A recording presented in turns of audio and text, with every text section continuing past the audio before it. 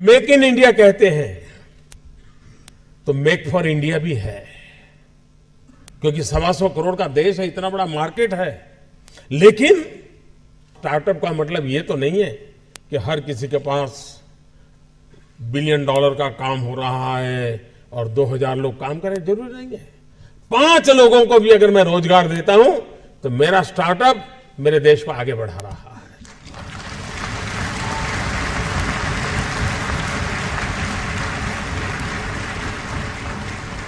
एक psychological change लाना है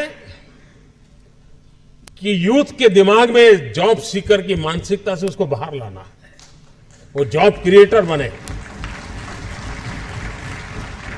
और एक बार उसके दिमाग में आ गया कि मुझे 2 लोगों की जिंदगी के बाद संभालना है, वो कर लेगा।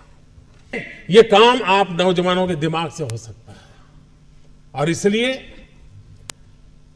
मैं जब कहता हूं स्टार्टअप इंडिया, तो मैं मान के चलता हूं स्टैंड अप इंडिया। इसके लिए मुझे अलग सोच करने की जरूरत नहीं है। जिस देश के पास 800 मिलियन 35 से कम आयु के नौजवान हो, जिस देश के नौजवानों के पास टैलेंट हो, हाथ में हुनर हो, अपरंपार सपने हो और पूरी दुनिया में अवकाश ही अवकाश हो, क्या नहीं हो सकता है। मानव जात के लिए चुनौतियां आवश्यक हैं, क्योंकि सरफरे लोग तो हैं जो तबाही करने पर तुले हुए हैं।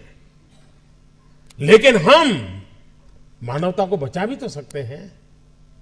हमारे पास इस प्रकार के लोग हैं। और ये भी सही है, भारत के पास मिलियंस ऑफ मिलियन प्रॉब्लम है, कोई इनकार नहीं कर सकता है। लेकिन एट द सेम टाइम मुझे इस बात का भरोसा भी है कि बिलियंस ऑफ बिलियन माइंड भी है। अगर मिलियन प्रॉब्लम है तो बिलियन माइंड भी तो हमारे देश में है।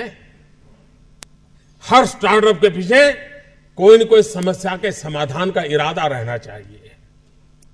और जब किसी स्टार्टअप के पास समस्या के समाधान का इरादा होगा तो उसकी संतोष का लेवल भी कहीं कुछ और होगा जी। जब किसी की जिंदगी में बदलाव लाता है तो उसको एक सेटिस्फेक्शन मिलता है।